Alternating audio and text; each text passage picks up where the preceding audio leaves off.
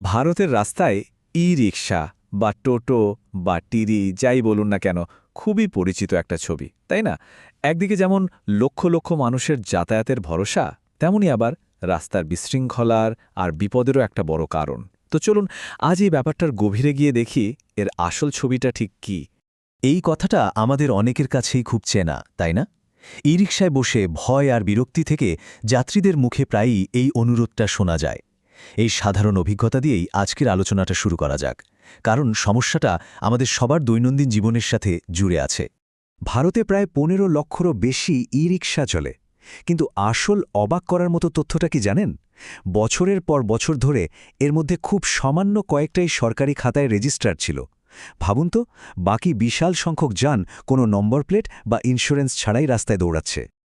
আচ্ছা, প্রথমে দেখা যাক কেন এই যানটিকে রাস্তার একটা বড় সমস্যা হিসাবে দেখা হয়। মানে, প্রতিদিনের এই যে বিশৃঙ্খলা আর দুর্ঘটনা, তার পেছনের আসল কারণগুলো কি কি? এটা কিন্তু কোনো একটা আলাদা ঘটনা নয়, বরং একটা ভয়ানক বাস্তবতার ছবি। ফেব্রুয়ারির এক সকালে একজন দিদা তার ৬ বছরের নাতনিকে নিয়ে স্কুলে যাচ্ছিলেন, আর ঠিক তখনই এই মর্মান্তিক দুর্ঘটনাটা ঘটে। একটা পরিবারের সবকিছু এক মুহূর্তে শেষ হয়ে যায়। আরেকটা উদাহরণ দেখুন। একটা ব্যস্ত রাস্তায় চালকের শুধুমাত্র একটা ভুল, একটা হঠাৎ ইউ-টার্ন, আর আকাশ সিং নামের এক তরুণের জীবন শেষ হয়ে গেল। আর চালক, সে ঘটনাস্থল থেকে সোজা উধাও। এই ঘটনাগুলো থেকে বোঝা যায় যে বেপরোয়া ড্রাইভিংটা কতটা ভয়াবহ আকার নিয়েছে। আর এই ঘটনাটা সমস্যার আরেকটা মারাত্মক দিক সামনে নিয়ে আসে: নেশা করে গাড়ি চালানো। মেডিকেল রিপোর্টেও এটা প্রমাণ হয় যে চালক মদ্যপ ছিল। বাড়ির কাছে খেলতে থাকা একটা নিষ্পাপ শিশুর জীবন চলে গেল, শুধুমাত্র একজনের দায়িত্বজ্ঞানহীনতার কারণে। তাহলে আসল সমস্যাগুলো ঠিক কোথায়? এখানে খুব পরিষ্কার করে বলা আছে, চালকরা রাস্তার নিয়ম মানেন না, তাদের একমাত্র লক্ষ্য যাত্রী খোঁজা। যেখানেই যাত্রী দেখেন সেখানেই হঠাৎ করে গাড়ি ঘুরিয়ে দেন।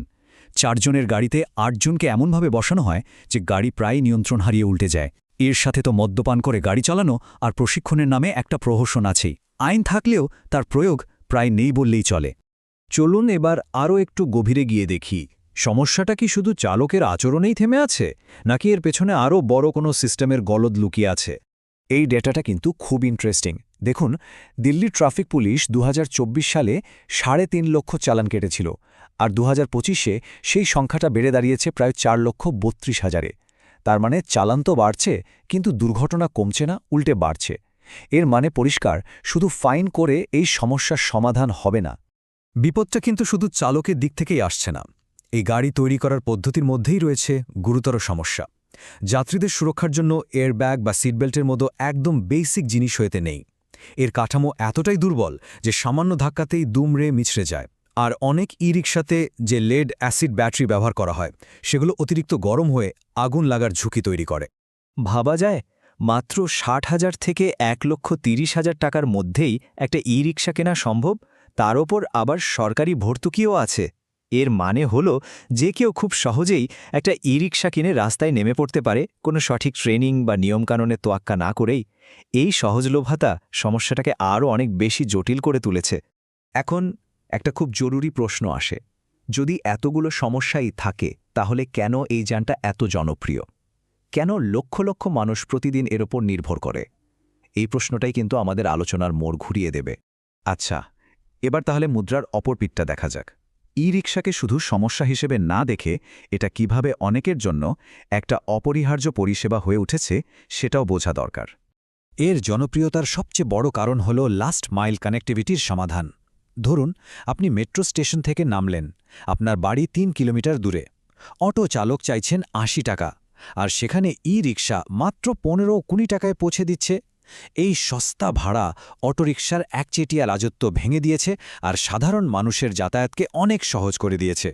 এর আরও কিছু গুরুত্বপূর্ণ সুবিধা আছে যা আমরা অনেক সময় খেয়ালই করি না। এটা যেহেতু ইলেকট্রিক, তাই কোনো বায়ু বা শব্দদূষণ ছড়ায় না। এটা হাজার হাজার মানুষের জন্য রোজগারের ব্যবস্থা করেছে, তাদের অর্থনৈতিকভাবে স্বাবলম্বী হতে ও সম্মানের সাথে বাঁচতে সাহায্য করছে। এছাড়াও বিভিন্ন শহরে পিঙ্ক রিকশার মতো উদ্যোগ মহিলাদের জন্য কর্মসংস্থান এবং অন্য মহিলাদের জন্য নিরাপদ যাতায়াতের সুযোগ তৈরি করেছে। তাহলে আসল কথাটা কি দাঁড়ালো? সমস্যাটা আসলে ই-রিকশা নামক যানটার নয়, সমস্যা হলো এর ইমপ্লিমেন্টেশনে। একটা ভালো কনসেপ্টকে খুব খারাপভাবে প্রয়োগ করা হচ্ছে। নিয়মকানুন তৈরি হয়েছে ঠিকই, কিন্তু সেগুলো কার্যকর করার জন্য যে পরিকাঠামো বা ইচ্ছা দরকার সেটারই সম্পূর্ণ অভাব। তাহলে সমাধান কি? দেখুন, এটাকে নিষিদ্ধ করা কোনো বাস্তব সমাধান হতে পারে না, কারণ লক্ষ লক্ষ মানুষ তাদের জীবিকা আর যাতায়াতের জন্য এর ওপর নির্ভরশীল। আমাদের একটা দীর্ঘমেয়াদী এবং গঠনমূলক সমাধান খুঁজে বের করতে হবে। আসল সমাধান ৩টে ধাপে আসতে পারে। প্রথমত, যে আইনগুলো ইতিমধ্যেই কাগজে কলমে আছে সেগুলোকে কঠোরভাবে প্রয়োগ করতে হবে।